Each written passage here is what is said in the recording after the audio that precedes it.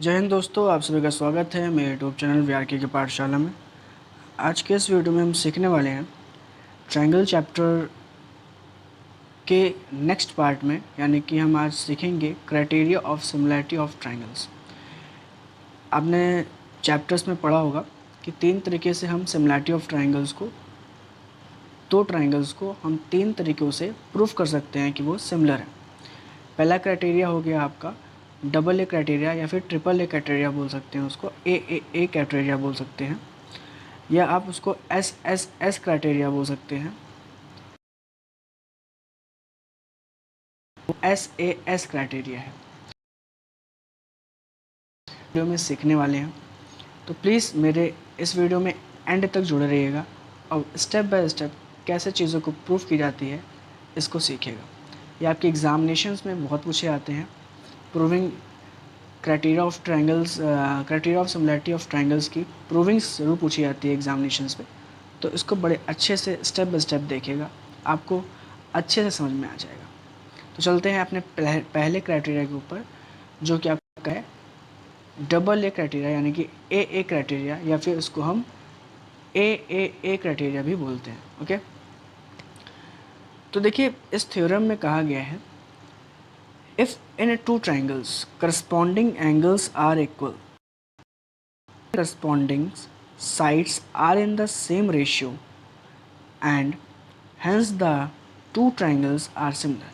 देखिए मैंने आपको पहले दो वीडियो में ये बता दिया है कि दो ट्रायंगल अगर सिमिलर होते हैं तो उन दो ट्रायंगल में आपके करस्पॉन्डिंग साइड्स का रेशियो, साथ ही साथ करस्पॉन्डिंग एंगल्स इक्वल होने चाहिए। अगर ये दो क्राइटेरिया पूरी हो जाती है तो कोई भी दो ट्रायंगल को आप सिमिलर कह सकते हैं। तो देखिए इस थ्योरम में कहा गया है कि दो ट्रायंगल हैं, मान लेते हैं, कंसिडर कर लेते हैं ट्रायंगल ABC, एक ट्रायंगल कंसिडर कर लेते हैं DEF। ओके, तो कह रहा है कि इस दो ट्रायंगल में जो आपके एंगल्स हैं, यानी कि एंगल A जो है आपका D के बराबर है, एंगल B आपका एंगल E के इक्वल है, एंड एंगल C आपका एंगल F के इक्वल है। ये आपको इसमें गिवन प्रूफ करना है कि क्या ये दोनों ट्रायंगल सिमिलर हैं या नहीं। तो आइए देखते हैं कि कैसे, अगर आपको दो ट्रायंगल दिया गया है और उसमें तीनों एंगल्स इक्वल हैं, तो कैसे वो दोनों ट्रायंगल सिमिलर होते हैं। क्योंकि ये एक कंडीशन को तो फुलफ़िल कर रहा है, इक्वल एंगल्स को तो फुलफ़िल कर रहा है।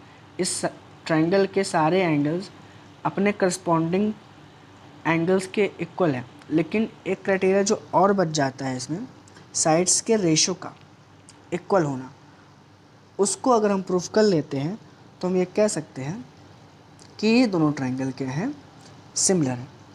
तो आपको इस थ्योरम में यही चीज़ प्रूफ करना है कि अगर दो ट्रायंगल में एंगल्स तीनों इक्वल दिए हैं तो क्या उनके साइड्स का रेशियो इक्वल होगा, और अगर होगा तो वो ट्रायंगल क्या सिमिलर होंगे। जाहिर सी बात है, बिल्कुल होंगे। तो आइए चलते हैं प्रूविंग की तरफ। ओके, बड़े ध्यान से स्टेप बाय स्टेप आप देखते रहिएगा। तो देखिए पहले स्टेप में हमें क्या करना होता है, सबसे पहले हमने दो ट्रायंगल कंसिडर,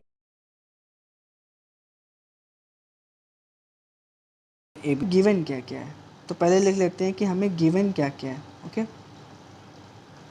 तो देखिए सबसे पहला चीज़ हम लोग का गिवन है एंगल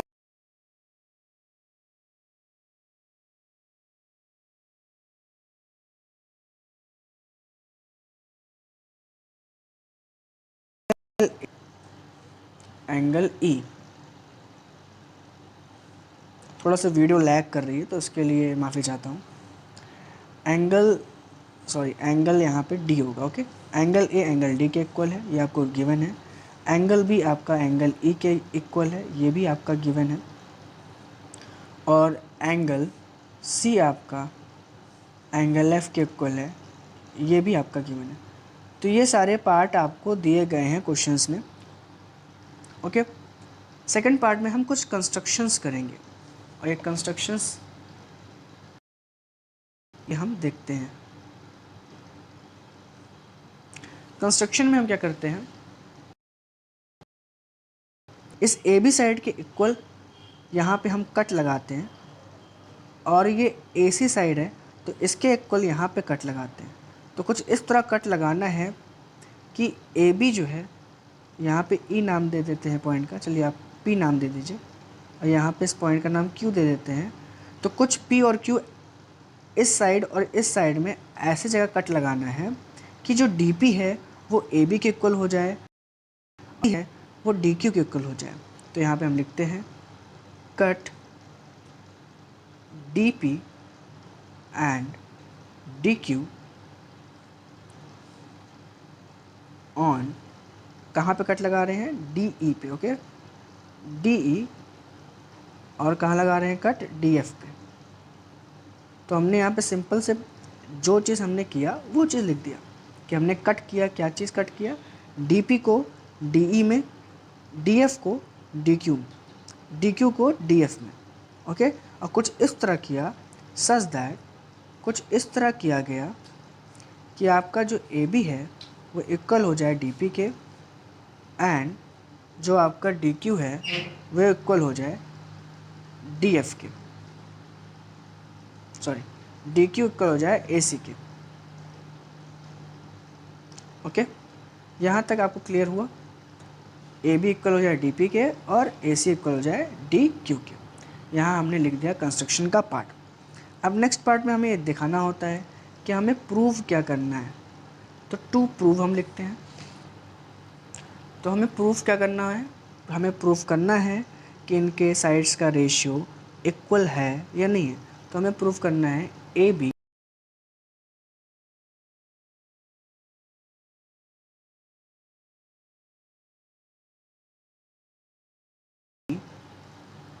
यहाँ पे हम क्या देखेंगे, करस्पॉन्डिंग साइड्स का रेशियो, यानी A B upon D E, A C upon D F, और बी सी के करस्पॉन्डिंग क्या है, ई एफ है। तो B C upon E F, ये हमें प्रूव करना है। अगर ये प्रूफ हो जाता है तो हमारा ट्रायंगल सिमिलर हो जाएगा, ओके। क्योंकि सिमिलर की कंडीशन होती है कि अगर दो ट्रायंगल का एंगल्स इक्वल हो और साथ में उसके साइड्स का रेशियो भी अगर इक्वल हो तो ट्रायंगल सिमिलर होगा, ठीक है। मैं बार बार आपको बता रहा हूँ, पहले मैं प्रूफ करवा चुका हूँ। तो आप मेरे पिछले वीडियो को ज़रूर देखिएगा, मेरे यूट्यूब चैनल पर प्लेलिस्ट बनी हुई है सिमिलरिटी ऑफ ट्रायंगल्स की, तो वहाँ से आप एक एक चीज़, एक एक वीडियो देखेंगे तो क्लियर हो जाएगा। तो चलते हैं नेक्स्ट पार्ट की तरफ, यानी कि हमें अब प्रूफ करना है, ओके। तो हम लिखेंगे प्रूफ।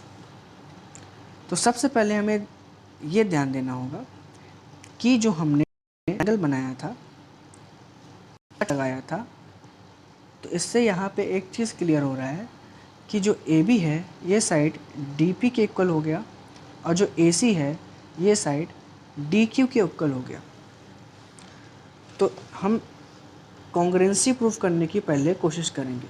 तो लिखेंगे in triangle A B C and D P Q, वो दोनों, हमने एक ट्रायंगल लिया ये वाला, एक ट्रायंगल लिया ये वाला, और इसमें कॉन्ग्रुएंसी करने की कोशिश करेंगे, ओके। तो इसमें हमने देखा, ये हम जानते हैं कि ए बी इक्वल है डी पी के, ए सी इक्वल है डी क्यू के। क्यों इक्वल है, कंस्ट्रक्शन के द्वारा, और साथ ही हमें ये गिवन है कि एंगल ए इक्वल है एंगल डी के। ये क्या है, हमें ये गिवन है, ओके। तो हमें ये तीन चीज़ों गिवन है, इस वजह से हम कह सकते हैं कि ये दो ट्रायंगल जो है A B C D P Q S की वजह से, यानी कि हमने क्या क्या इसमें प्रूफ कराया, हमने इस ट्रायंगल और इस छोटे वाले ट्रायंगल में ये प्रूफ कराया कि ये साइड इसके इक्वल है, ये साइड इसके इक्वल है, और साथ ही ये एंगल इसके इक्वल है, ओके। तो ये दो ट्रायंगल जो है ना, ये दो ट्रायंगल, ये वाले ट्रायंगल डी पी क्यू और ए बी सी, ये दोनों हमारे ट्रायंगल कॉन्ग्रेंट प्रूव हो जाते हैं। क्या प्रूव हो जाते हैं? कॉन्ग्रेंट, यानी सर्वांग समता। हिंदी में क्या बोलते हैं? सर्वांग समता। तो हम यहाँ पे लिख सकते हैं triangle A congruent to triangle D P Q. किस वजह से भैया? By S A S. Okay, तो देखिए अगर दो ट्रायंगल कॉन्ग्रेंट प्रूव हो गया है तो वो दोनों ट्रायंगल में हम ये कह सकते हैं, कॉन्ग्रेंट ट्रायंगल में जो इनके कॉरस्पॉन्डिंग एंगल्स और कॉरस्पॉन्डिंग साइड्स होते हैं वो इक्वल होते हैं ना। तो हम ये कह सकते हैं कि इस ट्रायंगल में और इस ट्रायंगल में अगर ये दोनों ट्रायंगल कॉन्ग्रेंट हैं तो ये एंगल इसके इक्वल हुआ और ये एंगल इसके इक्वल हुआ, और ये तो इसके इक्वल पहले से ही है, और ये साइड इस साइड के इक्वल हुआ। Okay,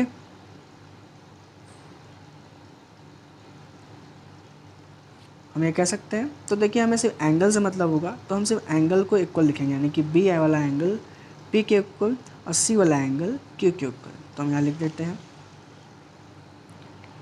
angle B equals to angle P, C equals to angle Q. क्यों है? By C P C T, congruent part of congruent triangle. Okay, C P C T के द्वारा ये दोनों चीज इक्वल हो गया। अब एक बात ध्यान से देखिए, हमें गिवन था ये एंगल इसके इक्वल है, ये एंगल इसके इक्वल है, ये एंगल इसके इक्वल है, और हमने अभी प्रूफ किया कि ये एंगल इसके भी इक्वल है, ये एंगल इसके भी इक्वल है। तो इसका मतलब हम ये कह सकते हैं कि ये एंगल आपस में इक्वल हुए और ये एंगल भी आपस में इक्वल हुए। ओके, यानी एंगल ई एंगल पी के इक्वल हो गया और एंगल एफ एंगल क्यू के इक्वल हो गया। तो यहाँ पे हम लिख लेंगे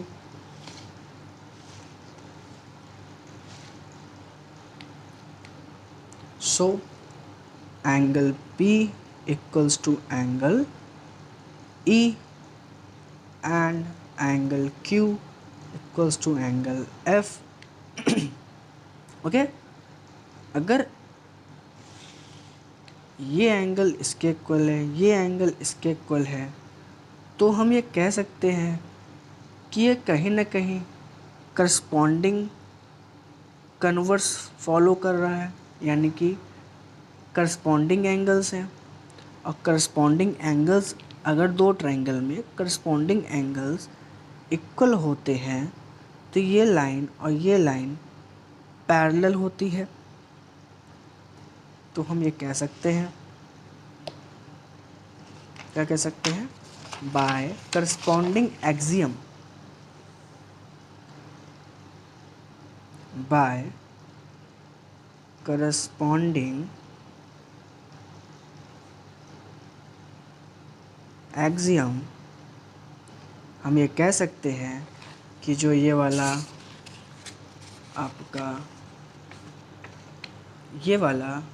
आपका जो लाइन है यानी पी क्यू वो पैरेलल होगा ई एफ के। क्यों? क्योंकि ये एंगल पी एंगल ई के बराबर है जो कि करस्पॉन्डिंग एंगल्स है, और एंगल क्यू और एंगल एफ के बराबर है जो कि करस्पॉन्डिंग एंगल्स है। तो अगर करस्पॉन्डिंग एंगल्स इक्वल होते हैं तो हम ये लिख सकते हैं कि P Q parallel to E F. Okay, hope आपको यहाँ तक चीज़ें क्लियर हुई होंगी। अब अगर दो ट्रायंगल में, हम यहाँ पे फिर से ट्रायंगल बना लेते हैं कि हमको बार बार पीछे देखने की ज़रूरत ना हो।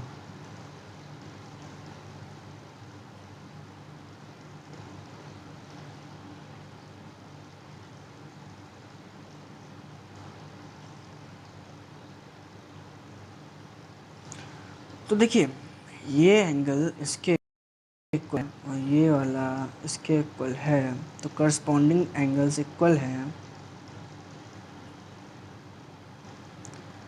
तो हम ये कह सकते हैं कि पी क्यू पैरेलल होगा ई एफ के। अगर ये एंगल ये साइड पैरेलल होगा तो हम थेल्स थ्योरम के द्वारा ये कह सकते हैं बाय थेल्स थ्योरम, याद रखिएगा थेल्स थ्योरम को हम बेसिक प्रोपोर्शनैलिटी थ्योरम भी कहते हैं। तो अगर दो लाइन एक ही टाइम कि डी पी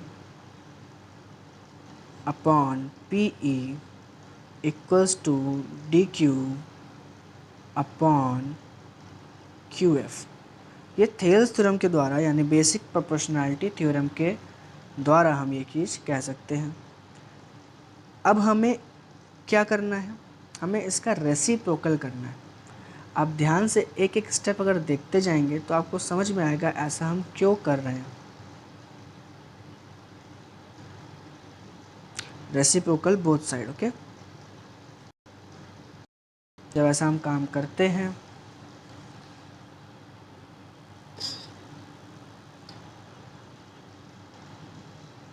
तो ये PE ऊपर चला जाता है, DP नीचे, QF ऊपर चला जाता है और DQ नीचे, ओके। तो देखिए अब अगर हम दोनों साइड +1 कर दें तो जब हम दोनों साइड यहाँ पे इम्प्लाई साइन लगा देते हैं और दोनों ही साइड हम +1 कर देते हैं,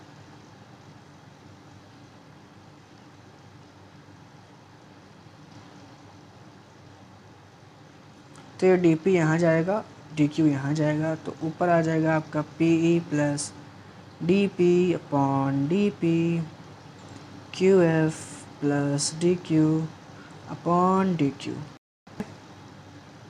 यहाँ पे हमने सिंपली से क्या किया है, इसको सम किया है +1 से, इससे ये यहाँ प्लस हो जाएगा, ये यहाँ प्लस हो जाएगा और नीचे सेम चीज़ रहेगी जो लिखी हुई। अब देखिए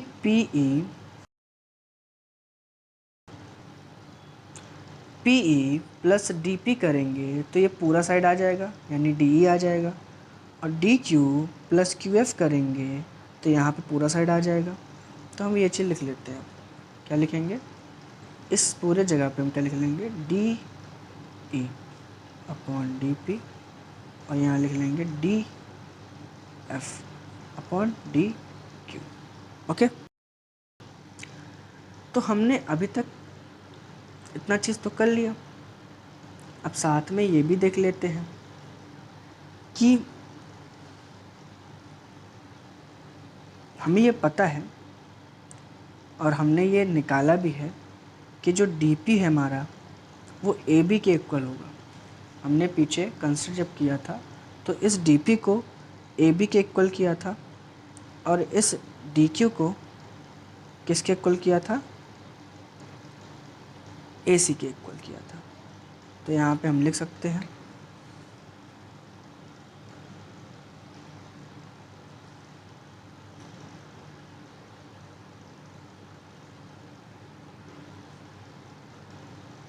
DP जगह पे हम AB लिख सकते हैं और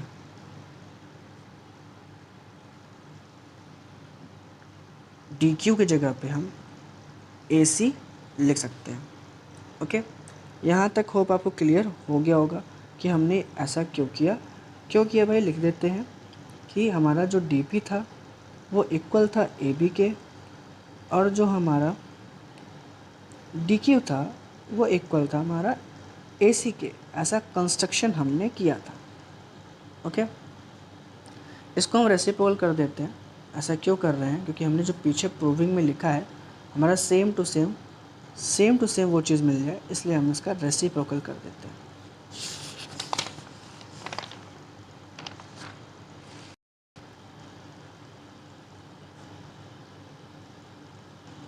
क्या किया हमने रेसिप्रोकल कर दिया।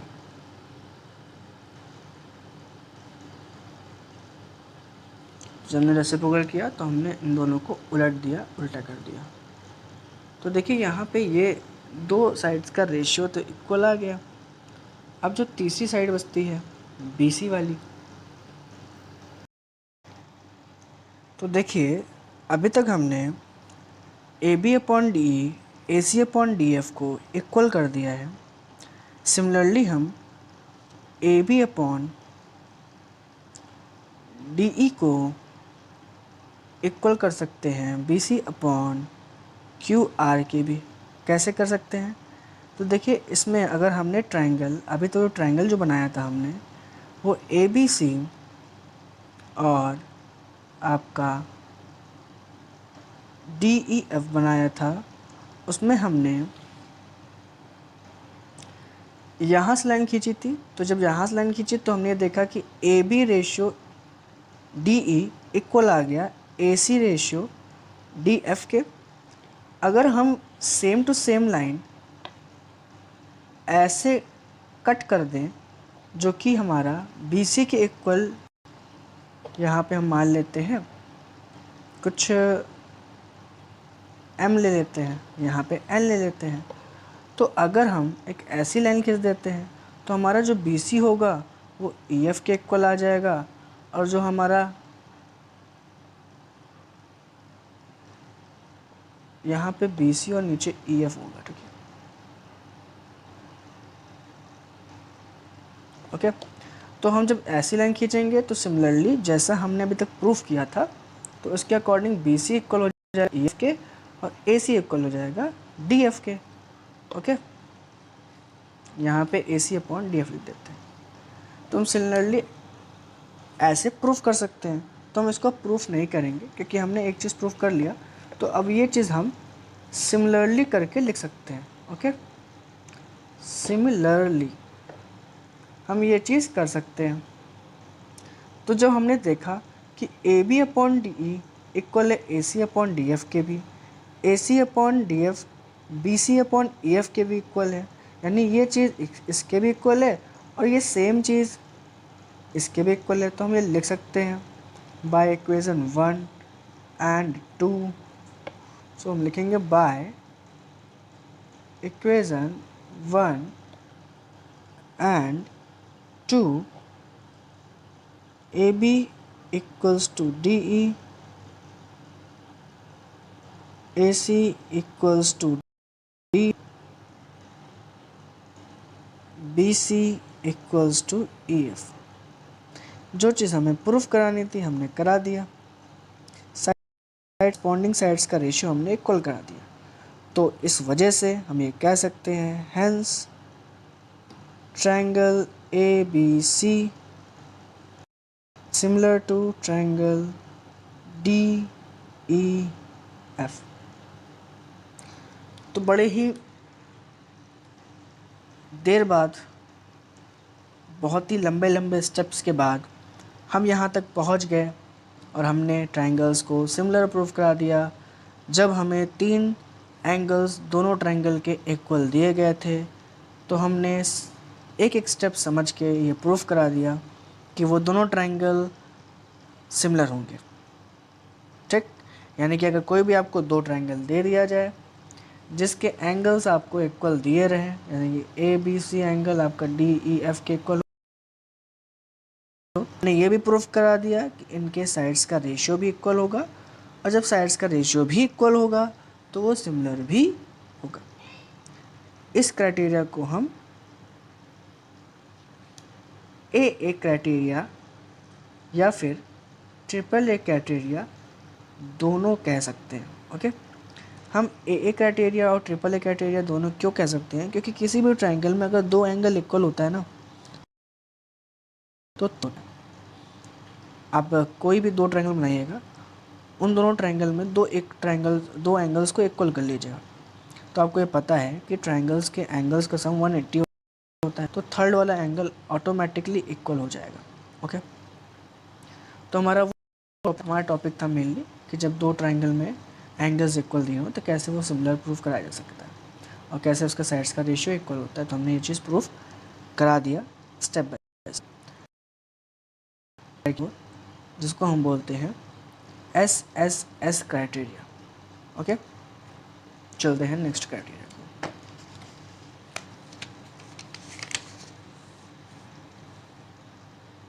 तो देखिए इस क्राइटेरिया में कहा क्या गया है, इस थ्योरम में कहा क्या गया है, if in 2 triangles sides of one triangle are proportional to the sides of the other triangle, then their corresponding angles are equal and hence the 2 triangles are equal।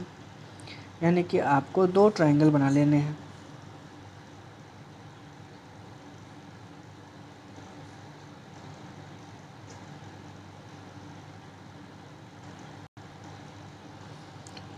एक ट्रायंगल बना लेते हैं ABC और एक बना लेते हैं DEF। इस AB के का रेशियो जो है इस DE के रेशियो के इक्वल है, इस AC का रेशियो इस DF के रेशियो के इक्वल है और इस BC का रेशियो के इक्वल है। मतलब AB ratio DF DE, AC ratio DF और BC रेशियो EF, ये तीनों क्या है, इक्वल है। तो ये चीज़ हमें गिवन है, उसको पहले लिख लेते हैं। ओके, तो प्रूफ का सबसे पहला जो नियम होता है, जो सबसे पहला रूल होता है कि हमें जो गिवन होता है उसको लिख लेना होता है। तो हमें गिवन क्या है, AB upon DE equals to AC upon DF equals to BC upon, यानी SSS क्राइटेरिया हमें प्रूफ करने जा रहे हैं। ओके, अब क्या करना पड़ेगा, अब हमें कंस्ट्रक्शंस करने पड़ेंगे। कुछ क्या करने पड़ेंगे, कुछ कंस्ट्रक्शंस करने पड़ेंगे, कुछ आकृतियाँ बनानी पड़ेंगी। हम इस AB के इक्वल यहाँ पे कट लगाते हैं और इस AC के इक्वल यहाँ कट लगाते हैं और एक लाइन खींच देते हैं। इसका नाम हम रखते हैं M, इसका नाम रख देते हैं हम N। तो हमको पता है हमने क्या किया, हमने कट किया, क्या कट किया, DM को एंड DN को। कहाँ कट किया, ऑन DE पे एंड DF पे। किस तरह, सच दैट, कुछ इस तरह कि हमारा AB इक्वल हो जाए DM के और हमारा AC इक्वल हो जाए DN के। ओके, जैसा पीछे कंस्ट्रक्शन कराया था वैसे सेम टू सेम इसमें भी उसी तरह कंस्ट्रक्शन कराना है। इसके बाद क्या करना होता है, तो देखिए इसके बाद का जो स्टेप होता है हमें लिखना होता है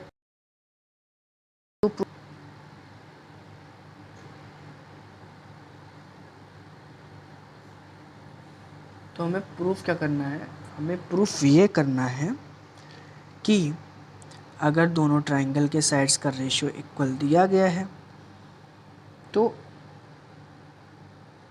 उनके एंगल्स भी हमेशा इक्वल होंगे, करस्पॉन्डिंग एंगल्स, यानी कि AD के इक्वल होगा, BE के इक्वल होगा और CF के इक्वल होगा। अगर ये चीज़ होगा तो ट्रायंगल क्या कहलाएगा, सिमिलर कहलाएगा। ओके, तो चलिए आगे चलते हैं। तो देखिए हमें दिया क्या गया था, अब हमें कराना है प्रूफ। क्या कराना है, प्रूफ कराना है। तो हमें गिवन है उसको देखते हुए चलना है। तो हमें सबसे पहले लिख लेना है कि we know that AB upon DE AC upon DF equals to BC upon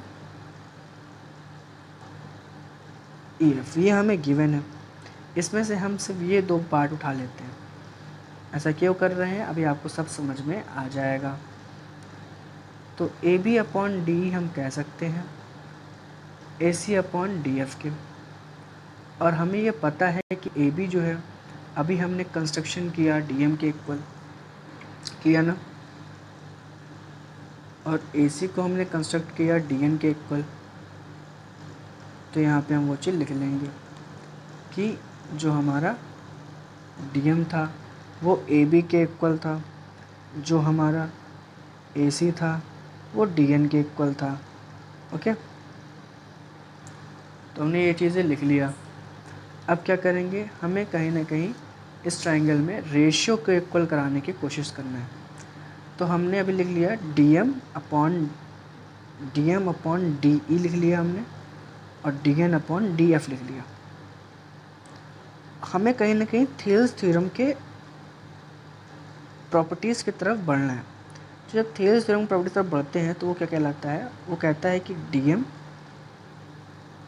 EM का रेशियो इक्वल होगा DN NF के रेशियो से।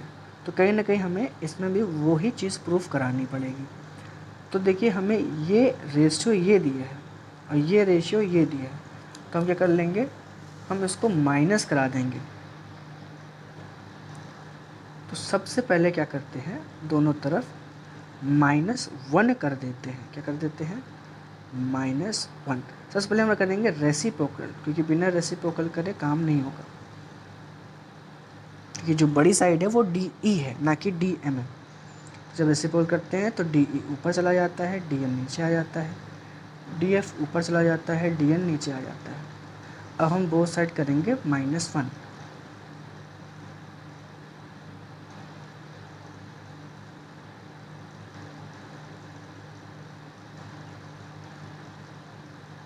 जब -1 करेंगे तो ये इम्प्लाइज क्या लगाते हैं, नेक्स्ट स्टेप में लिखा जाएगा। तो यहाँ पे DM आपका ऊपर आ जाएगा, तो DE माइनस DM हो जाएगा, अपॉन में DM हो जाएगा, ये DN यहाँ चला जाएगा। तो आप लिख सकते हैं DF minus DN upon DN। तो DE में से जब आप DM माइनस करेंगे, इस ट्रायंगल में देखिए, जब आप DE में से DM माइनस करेंगे तो आपका EM बचेगा। जब आप DF में से DN माइनस करेंगे तो सिर्फ आपका NF बचेगा। तो हम लिख देते हैं, इसके जगह पे क्या लिखेंगे हम, ME DM और NF DN। इसको हम रेसिप्रोकल कर लेते हैं। तो जब इसका उल्टा कर लेंगे तो आपको हो जाएगा DM upon ME DN upon NF। तो देखिए ये उस ट्रायंगल का थियल्स थ्योरम के प्रॉपर्टीज़ की तरह कुछ दिखने लगा, क्योंकि थियल्स थ्योरम यही कहता है, क्या कहता है, DM upon ME DN upon NF। तो हम ये कह सकते हैं, अगर एक ट्रायंगल है और उसमें साइड्स का, दो ट्रायंगल होता है, अगर उसमें साइड्स का रेशो डिवाइड हो जाता है तो हम ये कह सकते हैं कि ये जो लाइन होती है ना, ये जो लाइन होती है ना, अगर ये एक लाइन खींची गई है और ये साइड्स का रेशियो इक्वल पार्ट में डिवाइड हो जा रहा है, तो हम ये कह सकते हैं कि जो ये लाइन है ना, ये पैरेलल है बाय कन्वर्स ऑफ थियल्स थ्योरम, यानी कि बेसिक प्रोपोर्शनैलिटी थ्योरम भी आप कह सकते हैं उसको। तो यहाँ पे हम लिख लेते हैं,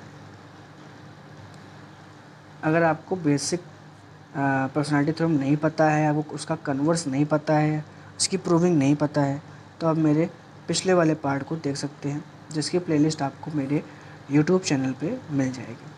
तो यहाँ लिखते हैं बाय कन्वर्स ऑफ थियल्स थ्योरम, जिसको हम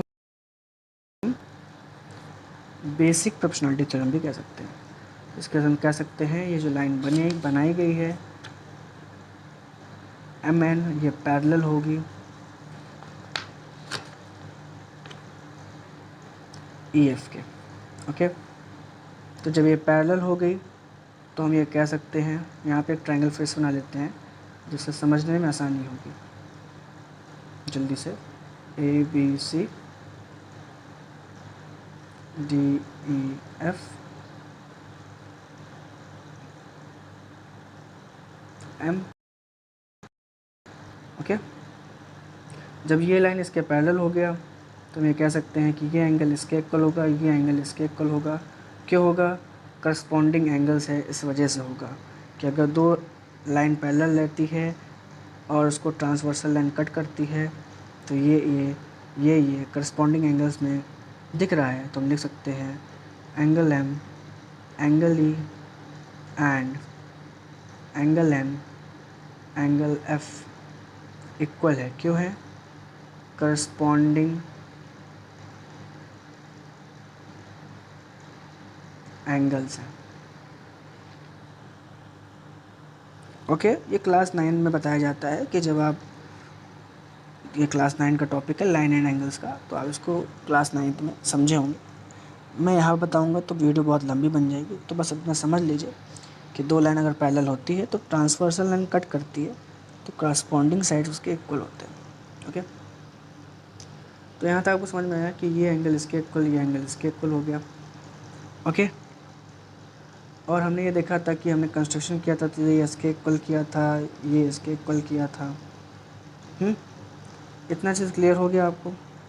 ठीक है, अब हम नेक्स्ट पार्ट में आते हैं। अब देखिए नेक्स्ट पार्ट में हमें क्या लिखना है। हम ये जानते हैं कि हमें 3 साइड का रेशो इक्वल दिया था, तो पहले उसको हम लिख लेते हैं।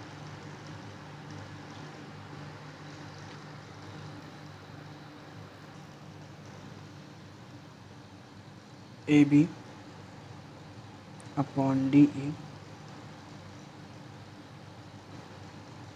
ए C upon D F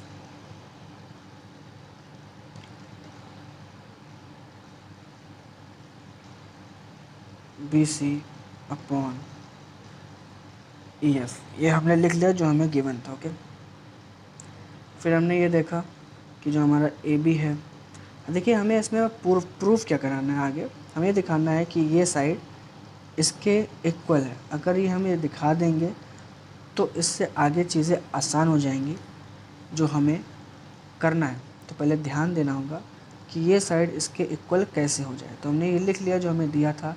B सी यहाँ पर दिख रहा है, हमें एम एन दिख रहा है, तो हमें एम एन अब दिखाना होगा कि एम एन कहाँ पर होगा। तो सबसे पहले हमें पता है ये चीज़, हमने पीछे एक चीज़ प्रूव करी थी। क्या प्रूव करी थी? कि जो हमारा D M upon M E है। देखिए हमने यहाँ पे ये चीज़ तो लिख दिया जो चीज़ हमें गिवन था। अब देखिए यहाँ पे हमने ये दोनों एंगल इक्वल करा दिया, यानी कि एक ट्रायंगल डी एम एन है और एक ट्रायंगल हमारा डी ई एफ है।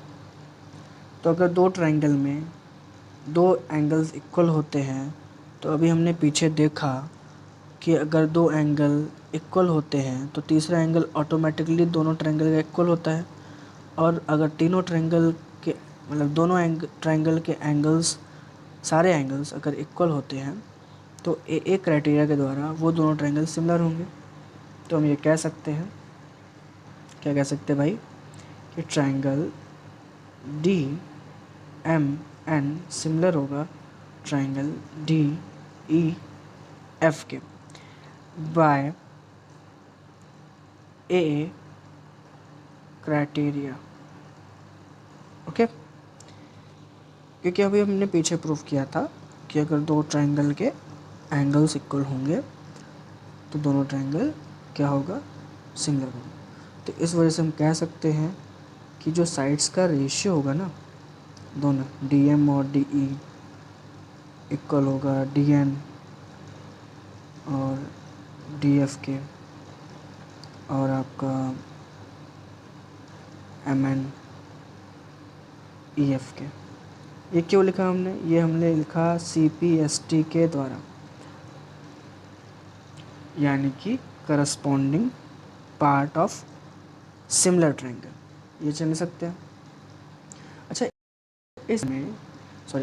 इस पार्ट में आप गौर करिए कि जो डी एम होगा ना वो इसके इक्वल होगा, जो ये होगा ना वो इसके इक्वल होगा, क्योंकि हमने कंस्ट्रक्शन किया था पीछे।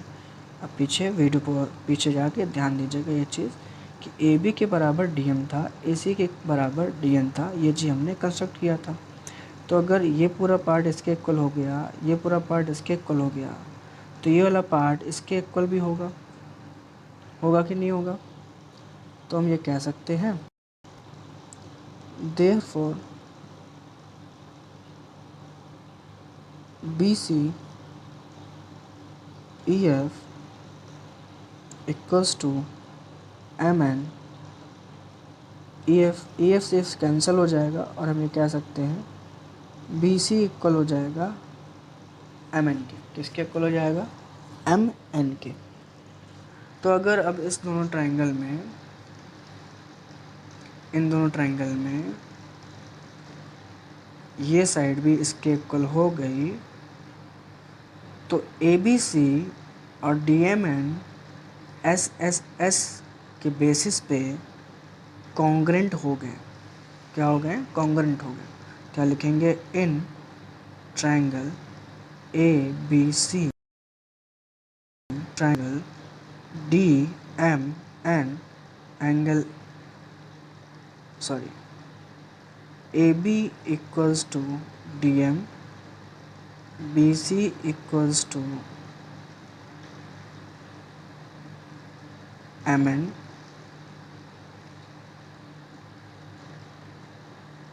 ए C equals to D N. ये दोनों तो हमने कंस्ट्रक्ट किया था कंस्ट्रक्शन के द्वारा, इसको भी हमने कंस्ट्रक्शन के द्वारा किया था, और ये चीज़ हमने अभी ऊपर प्रूफ कराया, ओके, बाय प्रूफ। तो ये तीनों चीज़ की वजह से हम क्या लिख सकते हैं, triangle A B C congruent to triangle D M N. अब ऐसा अगर हो गया है तो हम ये कह सकते हैं एंगल बी इक्वल होगा एंगल एम के, एंड एंगल ए इक्वल होगा एंगल डी के, और क्या होगा, एंगल सी इक्वल होगा एंगल एन के।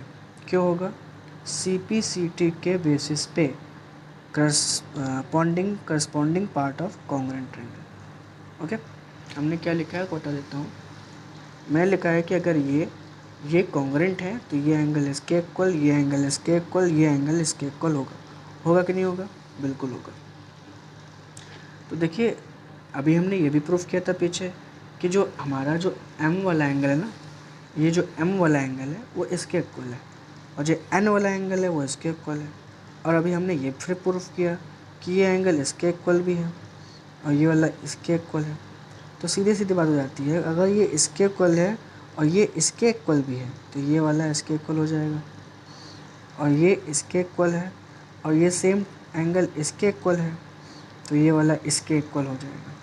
हम लिख सकते हैं कि B equals to E, C equal to F.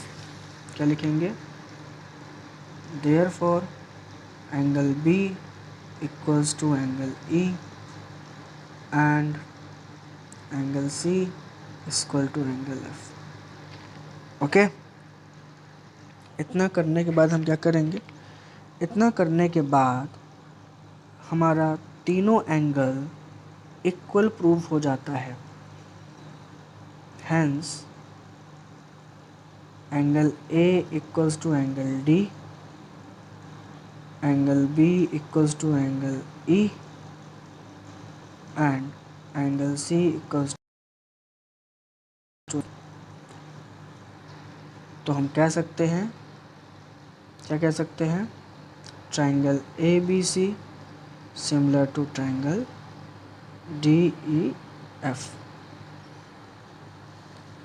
तो देखा आपने कैसे हमने, अगर हमारे तीन साइड करस्पॉन्डिंग, तीन साइड दोनों ट्रायंगल के तीन साइड का करस्पॉन्डिंग साइड्स का रेशियो इक्वल दिया था, तो हमने कैसे ये प्रूफ किया पहले कि वो दोनों ट्रायंगल इक्वल होगा, साथ ही साथ अगर एंगल्स इक्वल होगा तो वो सिमिलर होगा। स्टेप बाय स्टेप आप देखिएगा, अगर आपको कोई चीज़ नहीं समझ में आ रही है तो आप बार बार पीछे जाके डायग्राम को देखते हुए हर चीज़ को रिलेट करके समझते जाएंगे, एक एक चीज़ अच्छे से देखेंगे तो डेफिनेटली आपको ये समझ में आने वाला है। मैंने इसमें कोई भी पार्ट छोड़ा नहीं है। तो प्लीज़ अच्छे से इसको step by step bar bar back जाके, बार बार आगे आके, बार बार फिगर को देख के समझते जाइए। ओके, अब बढ़ते हैं अपने नेक्स्ट कैटेगरी की तरफ, क्राइटेरिया की तरफ, जिसको हम बोलते हैं SAS। ओके,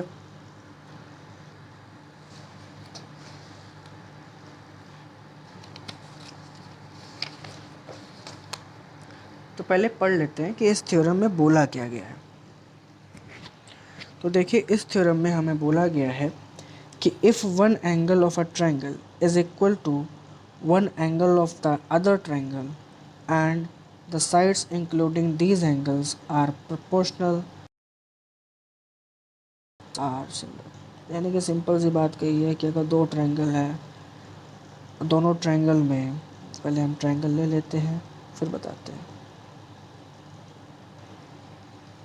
अगर ये ए बी सी ट्रायंगल है, ये डी ई एफ ट्रायंगल है, तो हमें कहा गया है इसमें आपको ये एंगल इक्वल दिया है और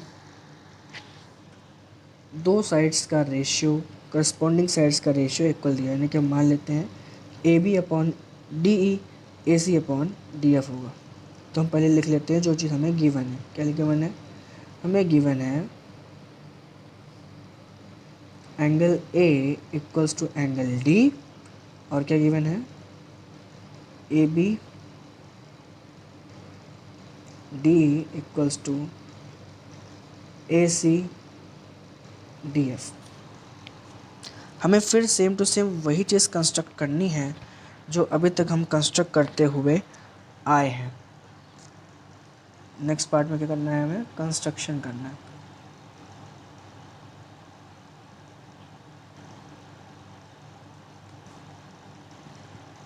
cut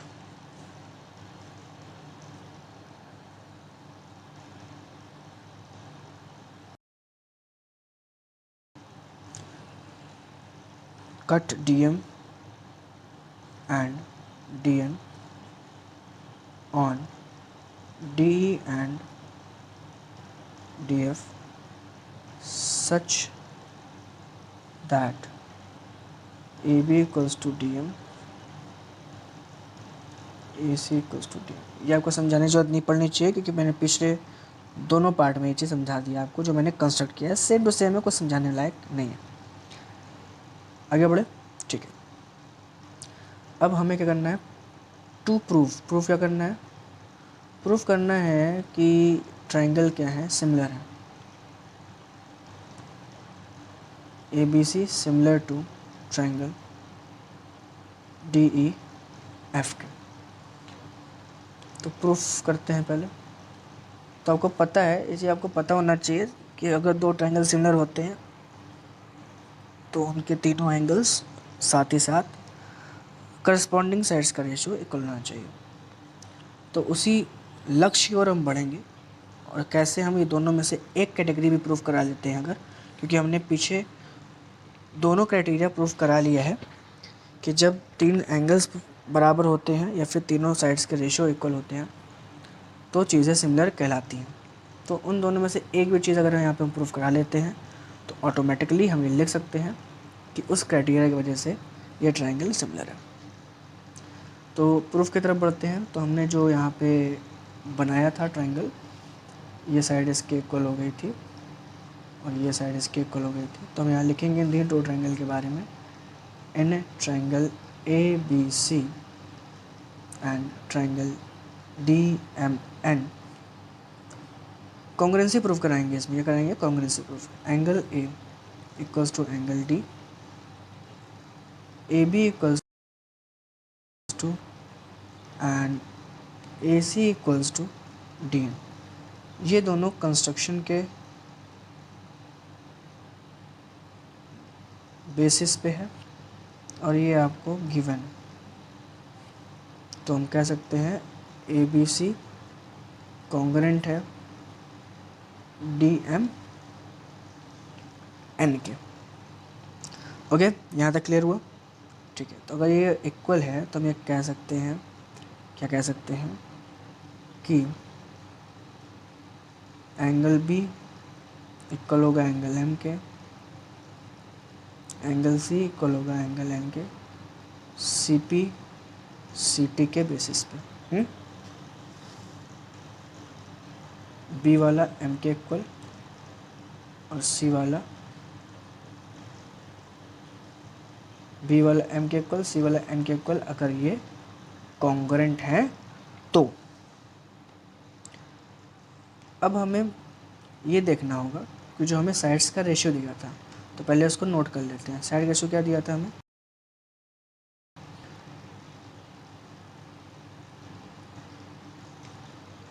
A B upon D equals to A C upon D F. हमें पता है कि जो हमारा ए बी है वो डी एम के इक्वल है क्योंकि हमने ऊपर कंस्ट्रक्ट किया था। ए सी हमारा डी एन के इक्वल है क्योंकि ऊपर हमने कंस्ट्रक्ट किया था। यहाँ पे हम लिख देंगे D M equals to A B and A C equals to D M. Okay, तो देखिए इस ट्राइंगल में D M D E D N D F equal दिया है, तो हम यहाँ पे कुछ प्रूव कराएंगे कि हमारा D M E M D N N F equal proof हो जाए। तो -1 कर देंगे। पहले क्या करेंगे, रेसिप्रोकल करेंगे, जैसे पीछे हमने किया था ना। सबसे पहले रेसिप्रोकल करेंगे तो डी ऊपर जाएगा, डी एम नीचे आएगा, डी एफ ऊपर जाएगा, डी एन नीचे आएगा। फिर हम दोनों तरफ क्या करेंगे, माइनस करेंगे।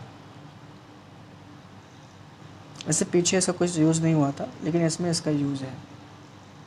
तो आप पीछे वाले क्राइटेरिया में उसको नहीं भी कर सकते हैं, कोई ज़रूरी नहीं है इस वाले पार्ट को। तो देखिए डी एम ऊपर आ जाएगा, डी एफ ऊपर आ जाएगा, तो हम लिख सकते हैं वहाँ पे किस वजह से हो जाएगा, करस्पॉन्डिंग एंगल्स की वजह से हो जाएगा। तो अगर एंगल्स इक्वल हो जाते हैं तो हम इस ट्राइंगल को पहले बना लेते हैं, हमने पीछे क्या बनाया था, जिससे आपको और अच्छे से समझ में आएगा। A B C D E F, बीच में क्या था, एम एन।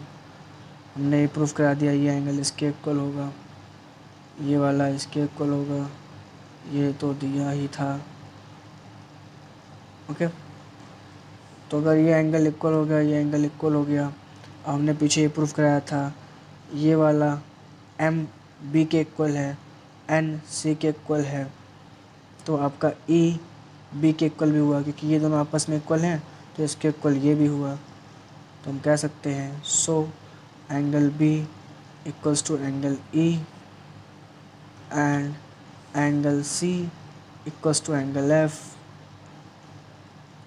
समझ रहे हैं क्यों कहा मैंने कि ये इसके इक्वल है, ये इसके इक्वल भी है, और ये वाला इसके इक्वल भी है। ये जो सी वाला है ना, ये एफ के इक्वल भी है, और ये सी वाला एन के इक्वल भी है। मतलब ये इसके इक्वल है, ये इसके इक्वल है, तो हम कह सकते हैं ये सी एफ इक्वल हुआ। एम वाला ई के इक्वल भी है, एम वाला बी के इक्वल भी है, तो हम ये कह सकते हैं बी वाला ई के इक्वल भी हुआ। ये पीछे सब मैंने स्टेप बाय स्टेप समझाया आपको, तो आप पीछे जाके देख सकते हैं। तो आप यहाँ पे देख रहे हैं इस ए बी सी ट्राइंगल में और इस डी ई एफ ट्राइंगल में, ये इसके इक्वल हो गया, ये इसके इक्वल हो गया, ये इसके इक्वल हो गया। तो एंगल सारे इक्वल हो गए किसमें, in triangle A B C and triangle D E F. Angle A equals to angle D, angle B equals to angle E and angle C equals to angle F. तो हम कह सकते हैं bye A criteria, आपको पता है पीछे हमने प्रूफ करा लिया है कि अगर एंगल्स इक्वल होते हैं तो उस बेसिस पे हम कह सकते हैं कि दोनों ट्राइंगल यानी ए बी सी सिमिलर होगा डी ई एफ के।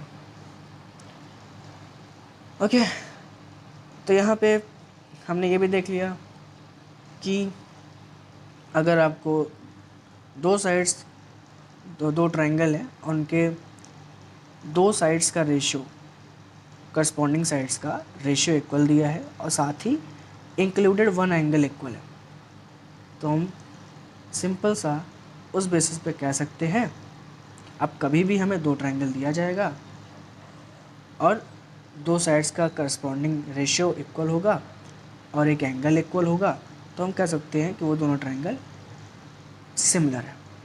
तो हमने यहाँ पे 3 क्राइटेरिया जाना कि अगर दो ट्राइंगल का एंगल इक्वल होगा तो भी हम कह सकते हैं वो सिमिलर है, दो ट्राइंगल का साइड्स का रेशियो इक्वल हुआ तो भी हम कह सकते हैं वो ट्राइंगल सिमिलर है, और अगर दो साइड्स का रेशियो साथ ही एक इंक्लूडेड एंगल इक्वल हुआ तो भी हम कह सकते हैं SAS के क्राइटेरिया के द्वारा वो दोनों ट्राइंगल सिमिलर है।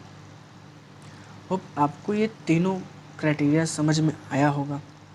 आप अपने फ्रेंड्स को ये क्राइटेरिया समझने के बाद उसको समझाइए। आप इसकी प्रैक्टिस करिए बार बार, स्टेप बाय स्टेप आप उसको देखिए, और एक बार देखने के बाद उसको आप 2x स्पीड में आप फिर से देखिए। अगर आप इतना कर लेते हैं तो यकीन मानिए आपको ये पूरा का पूरा क्राइटेरिया सिंपल वे में समझ में आ जाएगा, और आप इसको ईज़िली प्रूव भी कर सकेंगे। तो अगर मेरी वीडियोस आपको पसंद आई है, आपको कुछ सीखने और समझने को मिला है, तो प्लीज़ लाइक ज़रूर करिएगा और मेरे वीडियो को शेयर करिएगा। मिलते हैं अपने नेक्स्ट वीडियो में, जिसमें हमने ये पढ़ना है। देखिए यहाँ पे पूरा आपका सिमिलैरिटी ऑफ ट्रायंगल्स तो कंप्लीट हो गया। अब मेरा जो नेक्स्ट 1 या 2 पार्ट आने वाला है इस चैप्टर पे, वो आएगा क्वेश्चन पे। तो आप मेरे नेक्स्ट पार्ट को ज़रूर देखिएगा। मिलते हैं अपने नेक्स्ट पार्ट के लिए, तब तक के लिए जय हिंद।